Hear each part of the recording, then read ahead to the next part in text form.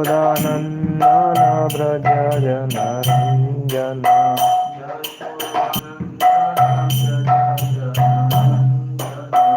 यशोदानन्दन व्रज जनरञ्जना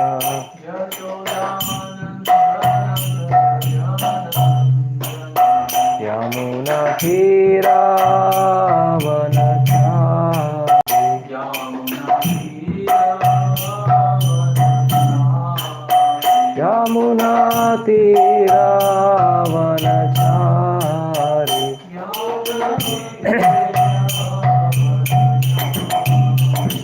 जय राधा माधव कुञ्ज विहारी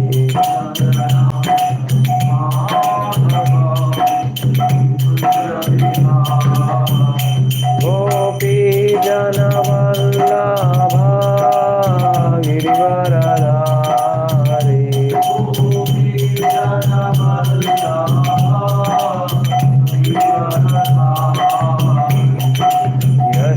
यशोदानन्दन व्रज जनरञ्जना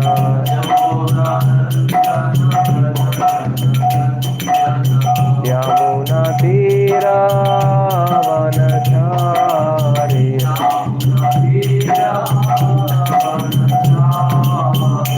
जय राधा माधव कुञ्ज विहारी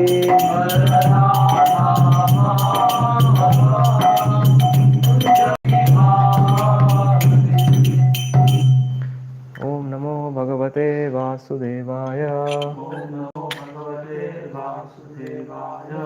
ओम नमो भगवते वासुदेवाय ओम नमो भगवते वासुदेवाय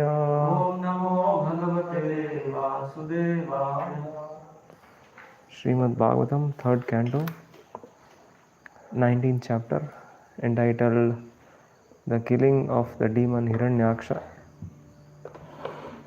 text 17.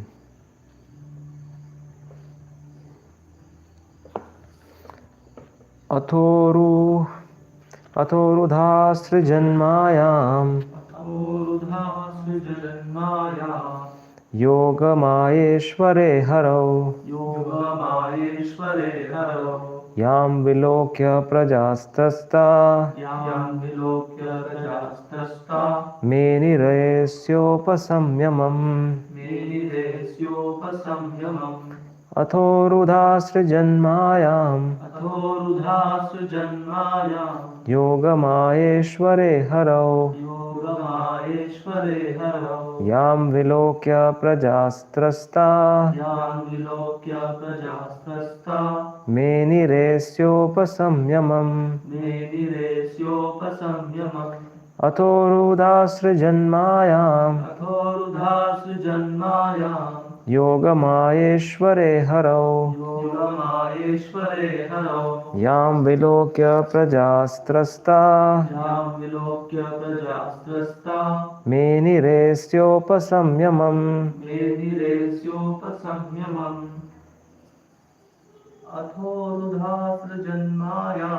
अथोरुधास्त्रिजन्मायाम् योगमायेश्वरे हरौ यां विलोक्य प्रजास्त्रस्ता मेनिरेस्योपसंयमम् अथोरुधास्त्रिजन्मायाम् योगमायेश्वरे हरौ यां विलोक्य प्रजास्त्रस्ता मेनिरेस्योपसंयमम्. What word meanings? Atha, then. Urudha, in many ways. Asrijat, he cast. Mayam, conjuring tricks. Yogamaya Ishware, Yogamaya Ishware, the Lord of Yogamaya. the Lord of Yogamaya. Harau, Haro, at Hari. at Hari, Yam, Yam, which. which Vilokya, Vilokya, after seeing. after seeing Praja, Praja, the people. the people, Trasta, Trasta, fearful. fearful, Menire, Mendere, thought. thought, Asya, Asya, of this universe. of this universe, Upasamyamam, Upasamyamam, the dissolution. dissolution. Translation and purport by His Divine Grace A.C. Bhaktivedanta Swami Srila Prabhupada, the founder Acharya of the International Society for Krishna Consciousness. Translation. The demon, however, employed many conjuring tricks against the personality of Godhead, who is the Lord of Yogamaya. At the sight of this, the people were filled with alarm and thought that the dissolution of the universe was near. Purport. The fighting enjoyment of the Supreme Lord with his devotee who had been converted into a demon appeared severe enough to bring about the dissolution of the universe. This is the greatness of the Supreme Personality of Godhead. Even the wavering of his little finger appears to be a great and very dangerous movement in the eyes of the inhabitants of the universe. Om Ajnanatimirandhasya Jnananjana Chakshurunmilitam Yena Tasmai Shri Gurave Namaha. Shri Chaitanya Manobhishtham Sthapitam Yena Bhutale Swayam Rupaha Kada Mahyam Dadati Swapadantikam Vandeham Shri Guru Shri Yutaha Padakamalam Shri Gurun Vaishnavamscha Shri Rupam Sagrajatam Sahagana Raghunathanvitam Tam Sajivam Sadvaitam Savadutam Parijana Sahitam Krishna Chaitanya Devam Shri Radha Krishna Padan Sahagana Lalita Shri Vishakhanvitamscha Namam Vishnupadaya Krishna Preshtaya Bhutale Srimate Bhakti Vikasa Swamini Namine Namam Vishnupadaya Krishna Preshtaya Bhutale Srimate Bhakti Vedanta Swamini Namine Namaste Saraswate Deve Gauravani Pracharane Nirvishesha Shunyavadi Paschatya Deshatarine Vanchakalpatarubhyascha Kripa Sindhubhyaiva cha Patitanam Pavanebhyo Vaishnavebhyo Namo Namah Jai Shri Krishna Chaitanya Prabhu Nityananda Shri Advaita Gadadhara Srivasadi Gaur Bhakta Vrinda Hare Krishna Krishna Krishna Hare Hare Hare Rama Rama Rama Hare Hare. So we are seeing this episode of the battle between this demon Hiranyaksha and Lord Varahadev. So ghastly battle is going on,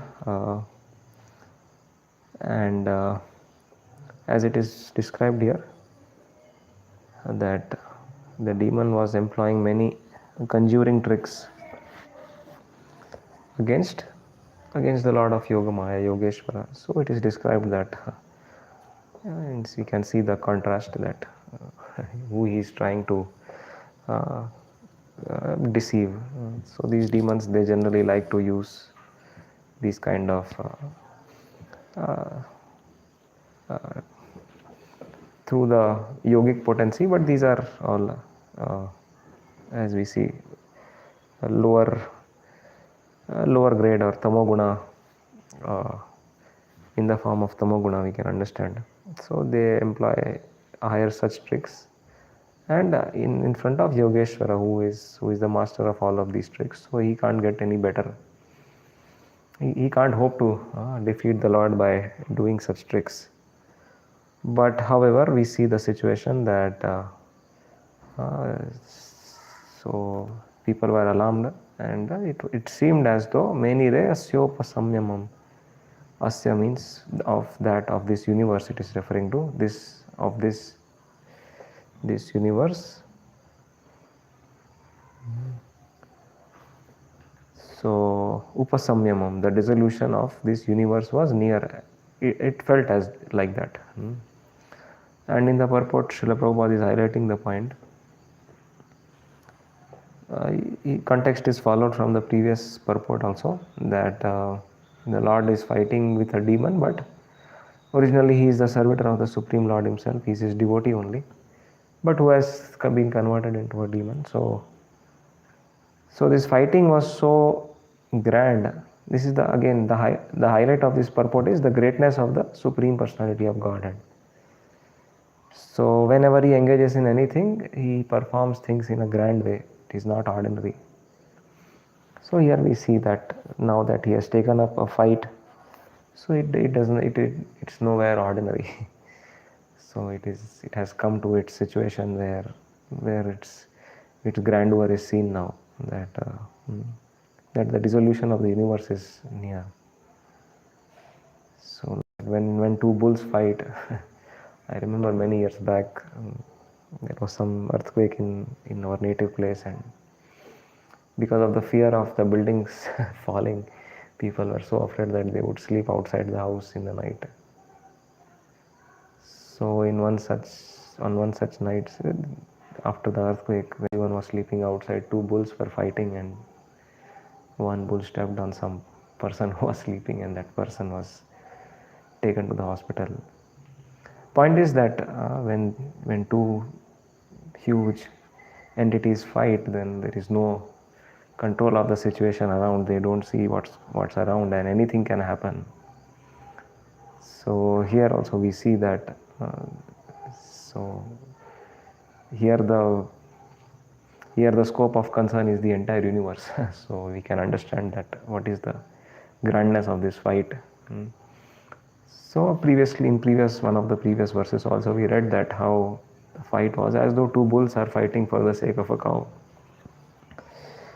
So yeah, this fight is now ensued, and it is in its peak,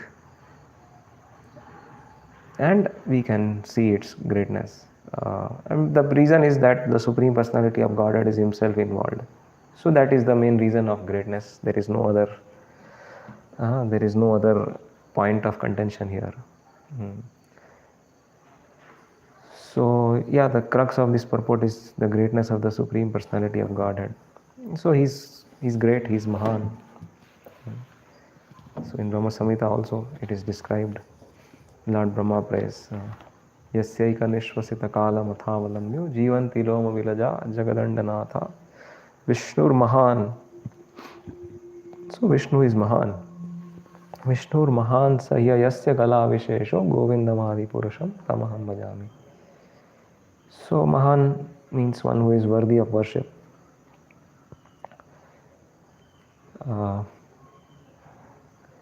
So here it is also described that Lord is Yogeshwara. So different commentators comment on the greatness of the Supreme Lord. Entire we see that Adav antau cha madhye cha hari sarvatra giyate. So Vede Ramayane chaiva Purane bhakti tatha Adav antau cha madhye cha hari sarvatra giyate. So the Supreme Lord Hari is discussed and he is glorified everywhere in all these literatures.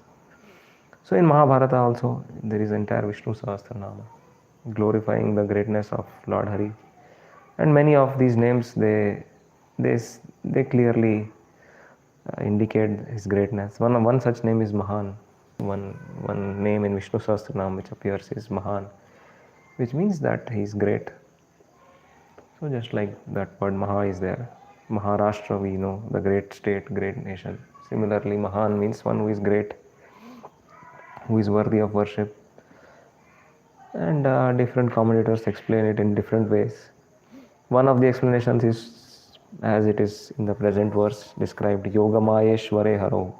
So he is Yogamayeshwara, the master of Yogamaya energy. So he is Yogeshwara also, and he is the master of Yogamaya.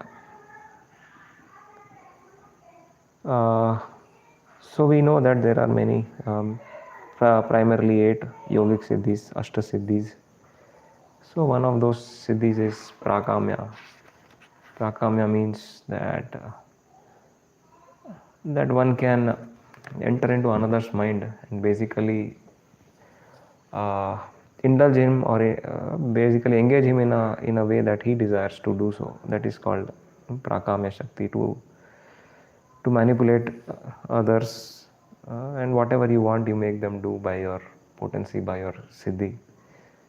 So this is one explanation given by one of the commentators on that Mahan name on in Vishnu Sahasranam.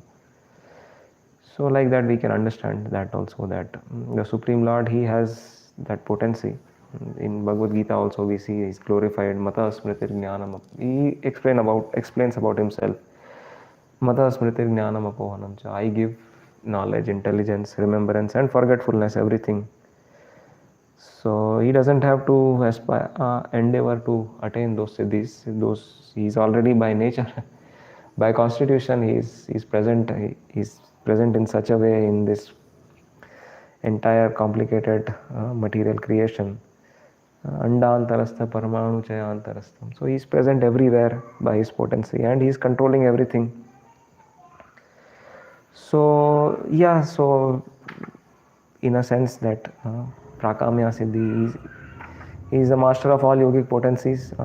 Yogis, they work hard after so much endeavor, so much penance and so much austerities, whatever they undergo, their practices, and ultimately they come to attain some of the siddhis after a long practice.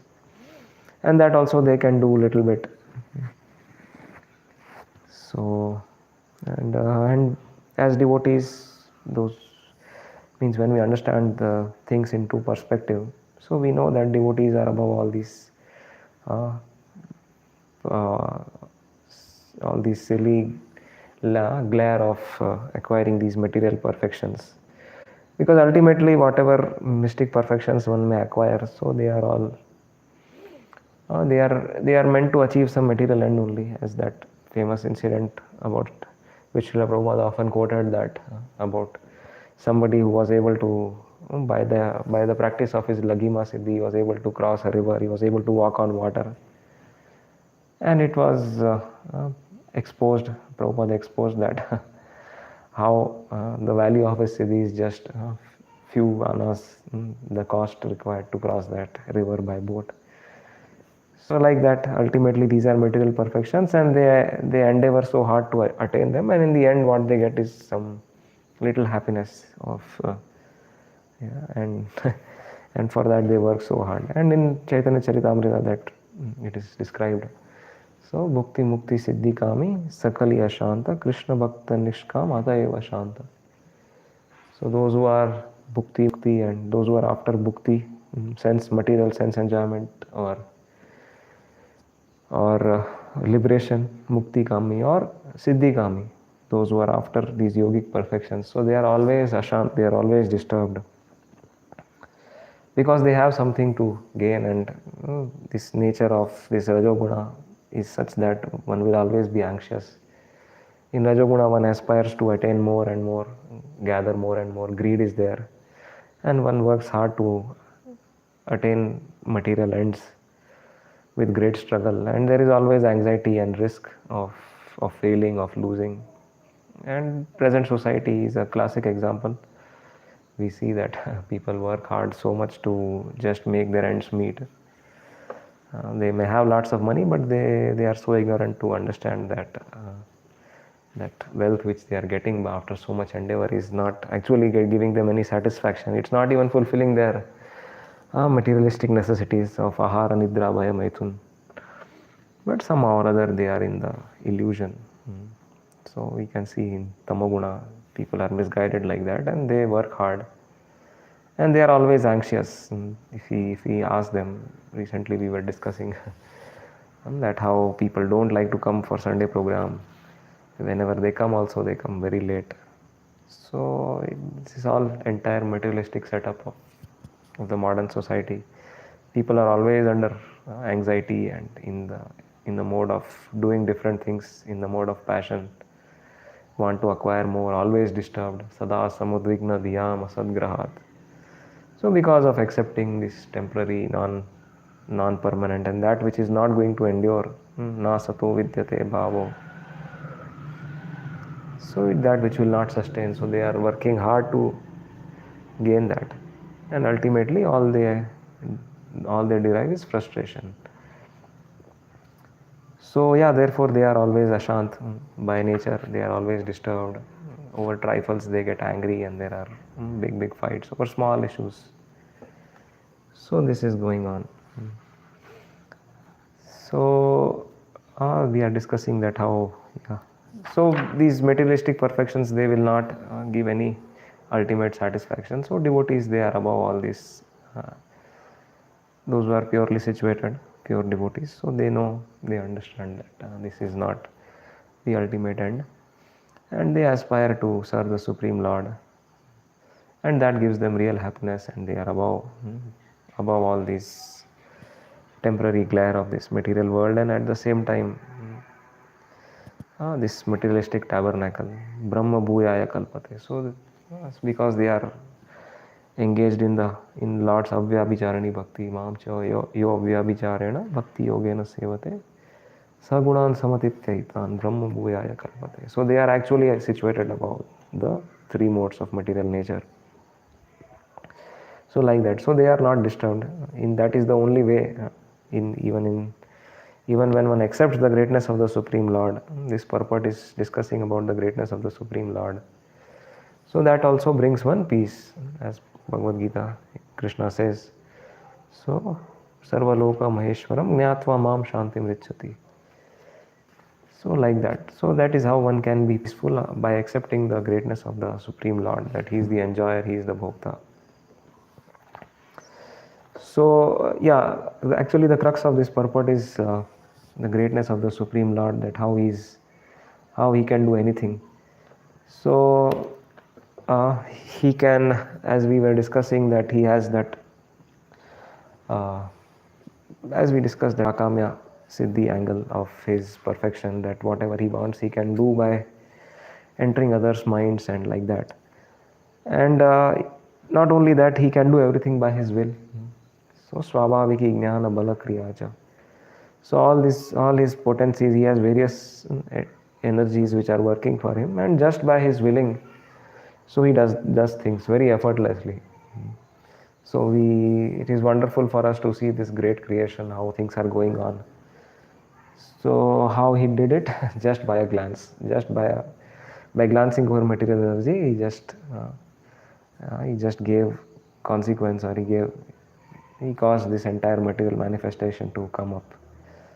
So we know that material nature is separate, and He doesn't come in direct touch with the material nature, material energy, but through His glance, which is again separated from Him in one sense. So through the agency of Shiva and through this Maya energy, He creates this entire universe. Point is that He does everything very effortlessly, whatever He wants to do. So He does. Some days back we were discussing that that instance of that devotee, Srila Prabhupada's god brother from Germany, who came to India and who traveled to different temples, and he visited all the temples, and finally when he came to Krishna temple, he saw that the Lord is standing peacefully with the flute, and he could conclude that this should be the supreme absolute truth, because in other places he saw that all different demigods were busy taking or dealing with different weapons and engaging in different tasks. Somewhere Durga is killing some demon, and everywhere different aspects of different demigods temples were there, and they were engaged in their functional duties. But when he came to Krishna's temple, he immediately he could come to the conclusion. And Srila Prabhupada often wrote at least I remember in his book he has written somewhere that it is an intelligent conclusion that Supreme Absolute Truth should not have anything to do. Pashyame yogameshwaram nachamatstani bhutani pashyame. Look at my mystic opulence, he says to Arjuna. So this is his mystic opulence. So like that. And this point of greatness, so the Supreme is great because He possesses everything. That definition is there by Parashar Muni. Aishwaryasya samagrasya vidyasya yashasya shriya jnana vairagyoshchaiva channam bhaga itingana. So any material, any of these qualities, whether it is strength or beauty or renunciation, or Aishwarasya, opulence, having wealth. So these are very attractive. Anybody, even in material world, any living entity possessing a little fraction of that also. So he attracts a lot of attention and followers, even a slight trace of it. So somebody has good, maybe renowned, maybe famous. So we see that they will be surrounded by lots of followers. Many people want to be around them and just somehow or other gain little bit of their success and be part of that. So similarly, wealth, beauty, all these things, these features are attractive even when ordinary living jivas also possess it. So, but nonetheless, we understand that these jivas, they possess all these opulences in very minute fraction, minute trace. But the Supreme Personality of Godhead, He possesses all of them in its fullest state. So, the richest person of this planet, so, or of this country, so let's say Ambani. So he has so much wealth today, but how long is he going to hold on to it? We know previously his father was there, who was known as a big businessman, and then with the scope of time, so we don't know where he must be now. He doesn't have any claim to any of his properties. Maybe he must be hanging around as an insignificant jiva somewhere in his establishment, and maybe kicked out by his son's employees. Maybe a lizard somewhere. According to his karma, he may have born.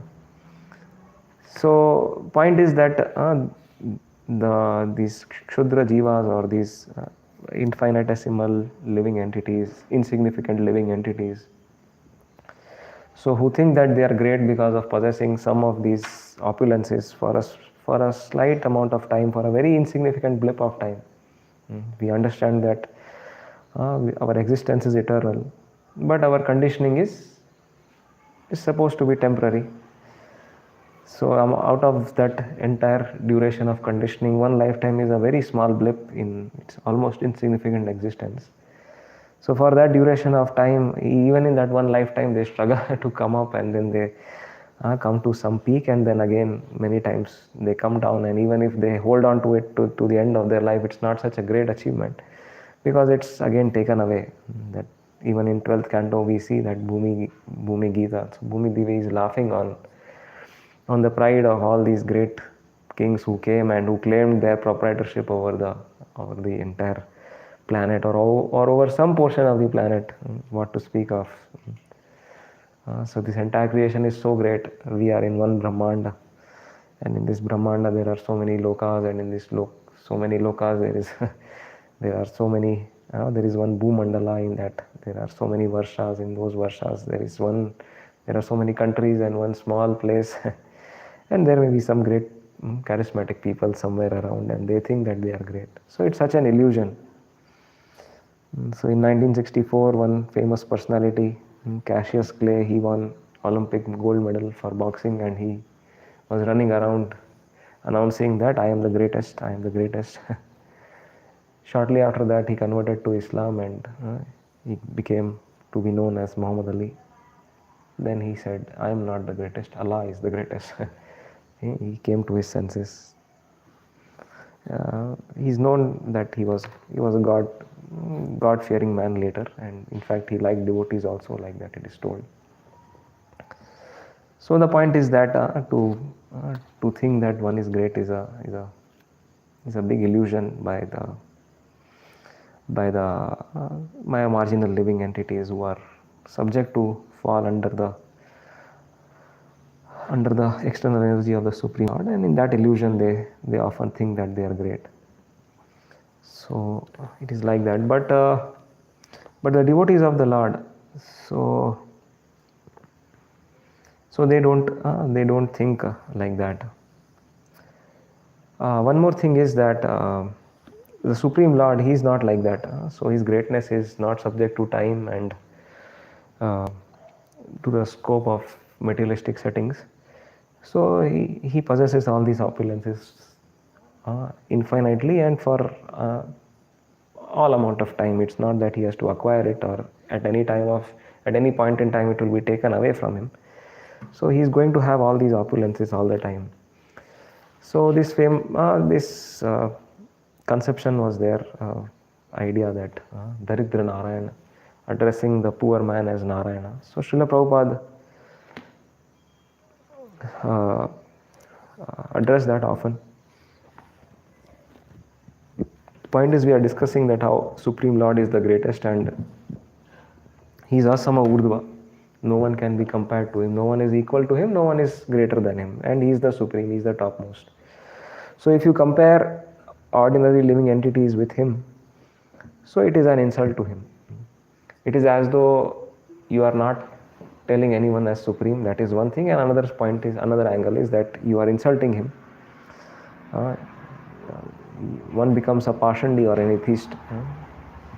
So yastu Narayanam Devam Brahma Rudradi Daivatai Samatvenaiva Vikshepa Sapashandi Bhavedruvam. So what to speak of these conditioned living entities who are in their forgetful state of existence. Even great personalities like Lord Shiva and Brahma, who know that they are subservient to the Supreme Lord, and of course they also sometimes are bewildered by the Supreme, by the energy, by the potency of the Supreme Lord. As we read, he's Yoga Maheshware, Moyanti Yat Suraya in the Bhagavatam, it is described. So even they are subject to being illusioned by him, but still they are great personalities when compared with ordinary living entities. So in the Bhakti Rasamrita Sindhu also we see that. So out of those 64 qualities of the Supreme Lord, so Shiva and Brahma, they have quite a significant percentage of them. But even to compare them with the Supreme Lord is one becomes an atheist or a Pashandi.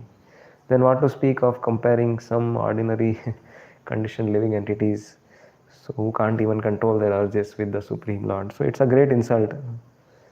So of course the Supreme Lord is so merciful that that merciful aspect is there, that he also appears with those Kshudra Jivas, with those fallen living entities, and that is his merciful aspect. But it's not that he has become replete of his depleted of his opulences. It's not like that. So it's a great insult to compare. So Supreme Lord is beyond such comparison. He is the supreme at all times. Another thing about the greatness of the Supreme Lord is that ordinary living entities can't understand it. What to speak of ordinary living entities? So Krishna says in the 10th chapter, Name vidu suragana prabhavam na maharshaya aham adirhi devanam maharshinam cha sarvashaha. So neither the hosts of demigods nor the great sages know my origin or opulences. For in every respect I am the source of the demigods and sages. So here it is described, Krishna is himself declaring that even the hosts of demigods, there are so many demigods. So as they say, 33 crores demigods. Of course they are not so many, but anyways, they are quite a significant number of demigods are there who are controlling this creation, and so even they can't know me, Krishna is telling here. So Prabhupada explains in the purport that if they can't know, then what to speak of the mundane scholars of this material world? What qualification do they have, or what admission do they have into the opulences of the Supreme Lord? So like that. And in 7th chapter also he has told, Krishna has told, Kaschid yatati siddhaye manushyanam sahasreshu kaschid yatati siddhaye yatitam api siddhanam kaschin mam vetti tattvatva. So as a personality who knows me is very rare. So like that he is explaining in the beginning of the 10th chapter. Then he explains how different all the great qualities, good qualities, intelligence, forbearance, truthfulness, sense control, happiness, or equanimity in happiness and distress, fearlessness, non-violence, satisfaction, charitably disposition in charity, or being equal in insult or in fame. So all these great qualities, they come from me only, Krishna says. So Krishna is the origin of everything. He is explaining that. And once one understands his vibhutis, or how he is powerful, how he has different opulences, why is it important? Then that reason Krishna gives here.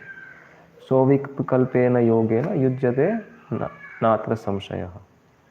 Etam vibhutim yogam cha mama yo vetti tattvataha. One who understands my vibhutis tattvataha, so he will engage in my devotional service. Of this there is no doubt. Then that famous verse, aham sarvasya prabhavo mattah sarvam pravartate iti matva bhajante mam buddha bhava samanvita. So one who understands that I am the source and origin of this material world, of all the material and spiritual worlds, a wise man who understands this, so they worship me. The wise men who understand these facts, they worship me with all their hearts.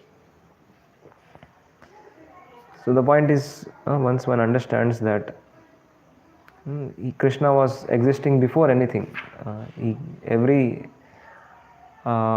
all the demigods, all the different personalities, so they all came into effect after the Supreme Personality of Godhead, Krishna.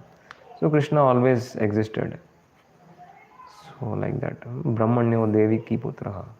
So first it is described that Narayana existed before them, and that Narayana, or his Brahmana, is an expansion of Krishna, as we know. In Brahma Samhita also it is described, and in Bhagavatam also it is explained. Chaitanya Charitamrita, Krishna Das Kaviraj Goswami also puts full light on this subject. So like that. So like that, it is Krishna is beyond conception, beyond, I mean to say, inconceivably powerful. So he is beyond any, one can't conceive of his strength, beyond comprehension. So of course Mayavadis, they describe him that words can't describe him, and he is beyond comprehension. But still Vedas, they glorify him, they describe him only. So we can understand about his greatness by taking advantage of the Vedic scriptures and Vedic literatures, and we can also understand that ultimately he is unlimited. But at the same time, it should not be thought that he is just nothing. So that Mayavadi explanation one should be careful of. So Arjuna didn't accept that kind of Mayavadi explanation. He immediately responded, Param Brahma, Param Dhamma, Pavitram, Paramam Bhavan, Purusham Shashvatam Divyam. So you are the original person. And then like that, he prayed to the Lord, and I accept whatever you say. Again he says, Nahi te Bhagavan Vyaktim Vidur Devana Danavaha. So again he is also confirming that neither the demigods nor the demons can understand you. So then he requests Lord to speak of his opulences.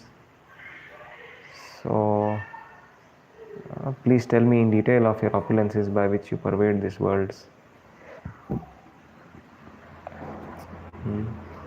Katham vidyam aham yogims. Here also he is describing, praying to the Lord as yogims, a master of yoga. Yogic, oh supreme mystic, how shall I constantly think of you? How shall I know you? So like that.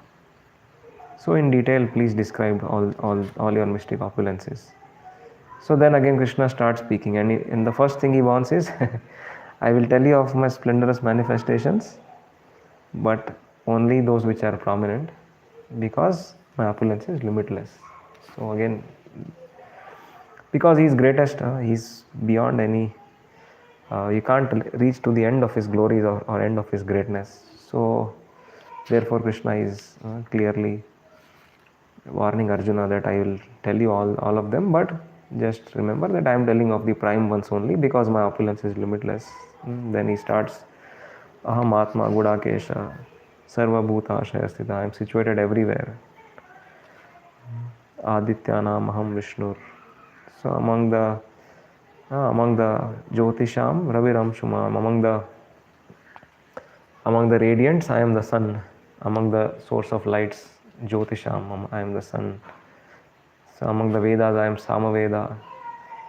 So among the Rudras, I am Shankara, Lord Shiva. So like that, he goes on describing that how I am among the mountains, I am Meru, and among the immovable Sthavaranam, Aham Himalaya. So I am Himalaya among those which are immovables. Like that. So all these opulences he describes. How is the knowledge, the great knowledge, Adhyatma Vidya Vidyana. So among the knowledge, he is the Adhyatma Vidya, he is a spiritual knowledge because spiritual knowledge is greatest, it is Paravidya. And all other Aparavidya is inferior knowledge. And that information which they study in school is not being described here. Aparavidya is referring to, so yeah, different Vedas and its supplements, like that. So what is taught in my modern schools is, it's not Vidya, it's Avidya, it's actually. So like that, Guru Krishna describes all his great opulences. Vrishninam Vasudevosmi. So among the Vishnus I am Vasudeva. And among the Pandavas I am Dhananjaya. And ultimately, again he reminds Arjuna that there is no end to my divine manifestations. What I have spoken to you is but a mere indication of my infinite opulences. Then again he says, Yadyad vibhuti mat sattvam Srimad Bhagavatam eva va tattadeva avagatsatvam mama tejo amsha sambhavam.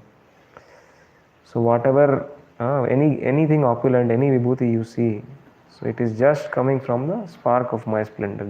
Just understand, any great thing you see, you should understand that it is coming from my insignificant portion of my energy. And अथवा बहुनैतेन किं ज्ञातेन तवार्जुन विष्टभ्याहम idam kritsnam ekamshena sthito jagat. Then what need is there of all this detailed knowledge? With a single fragment of myself, I pervade and support this entire universe. So like that, Krishna is clarifying his position. So here Lord Varahadev is present and he is engaging in this battle with this demon, Hiranyaksha. So he is none other than the Supreme Lord. He is his Swamshara expansion. So we understand that there are different kinds of incarnations, and Varaha is counted as one of the Leela avatars. So ultimately he is not different from that Supreme Lord. Of course, the amount of opulences that he is exhibiting may not be as much as Krishna exhibits, but he is again the same personality, is equally powerful. So like that, we understand something about the greatness of the Supreme Lord.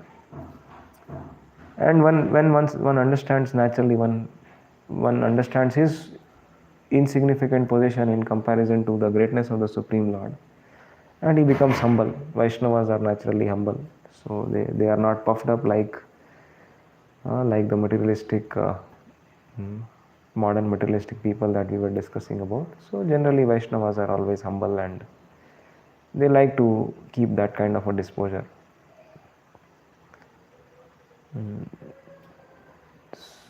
So like that we can understand.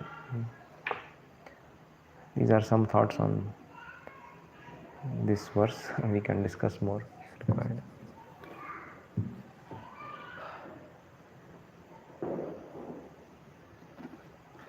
Lord Rama's pastime of agitating the ocean is one Yes. display of this. It's basically when the Lord becomes angry, that also could be like When Samudra Nigrahadini. He controlled the ocean. Surakala Chikishaya. So basically, that is also something like destruction. Everyone is afraid in the ocean. Destruction is related to the water generally. Water. So Lord Samuel is such great that.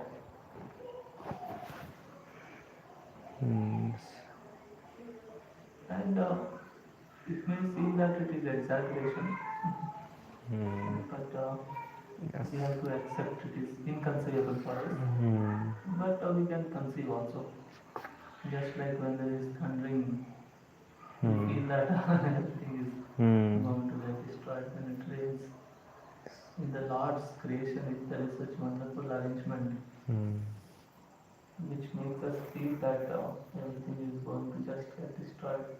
We were in a farm actually. When Guru Maharaj last day he stayed, 2 months he was there. And next that night it rained so badly, so much. Next day Maharaj told to Priyavan to it is Samvartaka clouds like that. Samvartaka sthan. No, means it was like Indra's.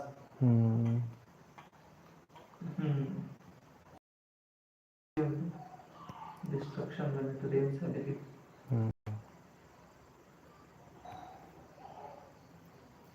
Okay. Jai Shri Prabhupada ki jai.